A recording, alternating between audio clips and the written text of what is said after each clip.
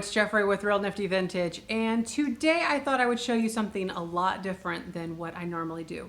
So this is going to be a reality check of what it's like to be a reseller. So you do see the haul videos where I just magically appear with these items, and I just recently put out a few videos where I showed you actively in the moment of buying things.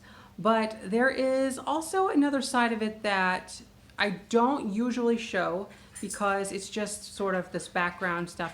But I want to go ahead and show you what I'm dealing with around the house right now. I need to let the dog out because she is going to have a fit. So I have gotten many questions, many questions about how much time does it take to be a reseller? And I think what they're actually trying to ask is just what's all involved. And it's hard to give you an answer because it does depend on the week, the time of the year, and stuff, frankly, that I cannot control. I can't control how much I buy, what opportunities I'm given. So I've heard it said before, but it's really feast or famine, especially with this business because, maybe you can get really good deals, but maybe it's slow and you're not really selling a lot, or you're selling a ton, but you're not sourcing a lot, or everything's happening all at once. That's how it is. There's not really a whole lot you can do to control that. But a prime example is actually, I'm just going to show you what I have around the house right now, what I'm dealing with. All right, let's start over here. So this is kind of my sitting area. I have my back massager here, which I've been using. I don't think I've mentioned it too much, but I do have back problems if I'm up doing too much on my feet and all that. So I do have to use that. But okay, all of this stuff right here, these you might recognize from the haul videos that I just posted. And then we have more on top of the table here. I have a mixture of things from my video that I did where I received a surprise unboxing. Then over here we have more. Now these are all clean. So that was a whole nother step that I do before. I try to do sometimes before videos, especially if they're really dirty, is I wash all the items. So these have already been washed, but before I washed them, then I did my video, and then after my video, I need to clear the table and make room for more, especially if I'm behind, which I am right now, and yet here I am recording more. But I think it's really important to document this. So I've got stuff here, and then on the table here, I've got even more. So this is for my next haul video. These are all the items that I have lined up for it. And then over here on the floor, I have things when I went to go yard sailing a couple days ago. I can't do anything with that until I get caught up with my haul videos. And right now as it is, I'll show you how many haul videos I have that I need to edit, but it's not just a matter of pumping these things out. I have to kind of, I don't know, it's a mess. So I've got that. That's a haul video in itself. Then over here is, I think, what is left of the last haul video from that private estate thing that I did. So all of these things. And then, well, it's that, and then also the stuff in this tote box right here. These are things that I also got at that private pick job. And then over here we have all of these totes. All these totes I bought at the same private pick job. I paid $5 per tote. They were full of fabric, and what's on top here is the actual usable fabric that I was able to pull. And I'll take you outside in a bit to show you the other half of that, but these are the things that are of any interest that are sellable, at least to me. But I'll show you outside what I did not use. But all of these were full of fabric. Oh, yet again, there's another haul video I need to do. That is my sewing machine that is still in the box because I just can't deal with it right now. And then these here are boxes from auctions, from just unboxings. And then here's the kitchen, which I'm working on right now. I just had to stop and take a break. But I've got the sink full of all of these dishes right here. I just pulled these, and you've probably already seen the haul video. But there it is. I've got these really cool Hazel Atlas Ivy glasses. So those are sitting in there. So I can put some soap in just a minute and clean those. Legs to a coffee table that you've seen by now. There's dishes I actually need to wash that are my own, not related to the business, but there we are. And then I've got just more things. This is reality, okay? When it's kind of easy, you know, whenever there's a good balance, it's okay, and it doesn't happen. It doesn't build up like this. And honestly, this is not built up. This is all within the last 5 days or so. Like everything you've seen. And then we've got lamps, more stuff, salt and peppers, Royal Copley planters, and then 2 more boxes on the countertop full of things I need to go through and pull, fabric and things. Again, this is all stuff you've probably already seen. I've recorded those videos by now, but there they are. And then I've got this box here from the haul. Here are things I've already washed. These were all completely dirty from the auction, and they are now, I'm just sticking them in a box so that they will be ready for the next haul video that I do for this auction haul. And then what else? Actually, that's some of Barb's stuff that she bought. But then in the living room, no, we're not exempt from the living room. There's still some things in here. So I also had this little planter here. No, that's not a planter. It's a Bulldog jam jar. And I needed to set down here and wipe off the grease that was in all of these little crevices. So this was a project while I was watching TV. And then here we have a spoon that I had to glue together. There's a break right there in the middle. So I needed to glue that spoon together. So we have stuff all over the house, which is not uncommon. But this is a really cool little Bulldog. And about, you know, I don't need to explain it. You've already saw the video. And then over there, I'm not going to show the check. That needs to be mailed out to a subscriber. I need to remember that. She sent me the check in the mail. And then, yes, whoops, I tripped over a box. Lovely. And then out here, over there, we have all those trash bags lined up right there.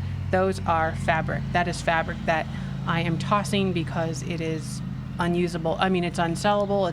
I just have to get rid of it. And so we have lots of that. And then these are items right here that I pulled from my antique booth that are old and they need to be taken to Goodwill.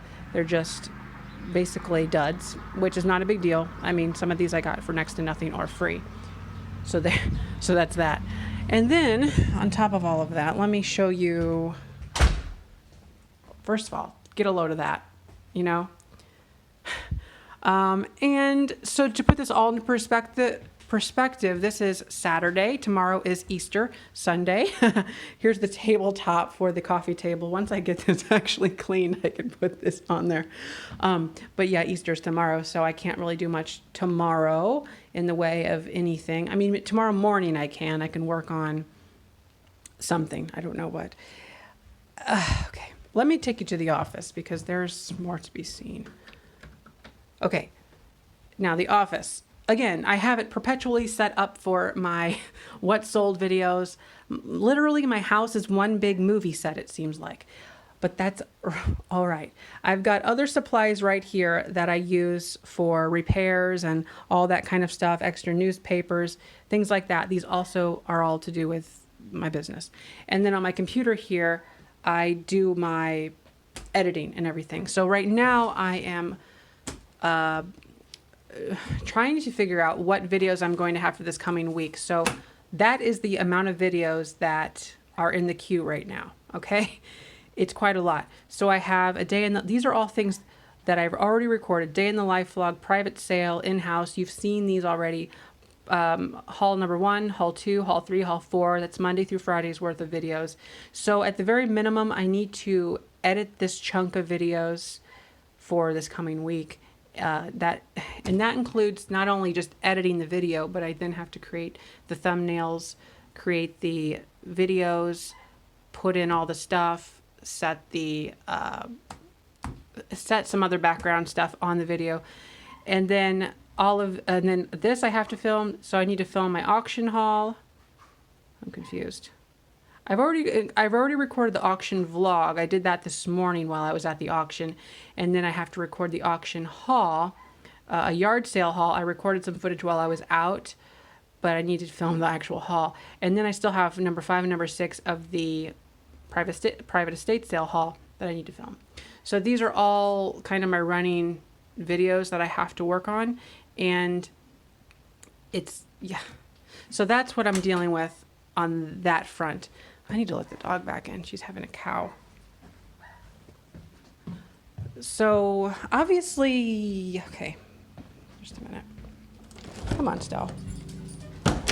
So yeah, everything's sort of lined up and ready for the next step. And the next step is I'm going to put it in a couple different piles, either things that are going to go online or things that are going to go in the booth. And then thirdly, I guess anything that I want to hold back that's going to go, like that's more seasonal. So yeah. And I've shown my other room before. I will show it again because I think it's relevant here, that you see where I keep things that are, I've done processed. This is my extra storage room. That light does absolutely nothing. Okay, I think it has to warm up. So I keep things in here that are basically things that go in the booth. So anything that has to go in the booth or things, actually, honestly, this is sort of my death pile room.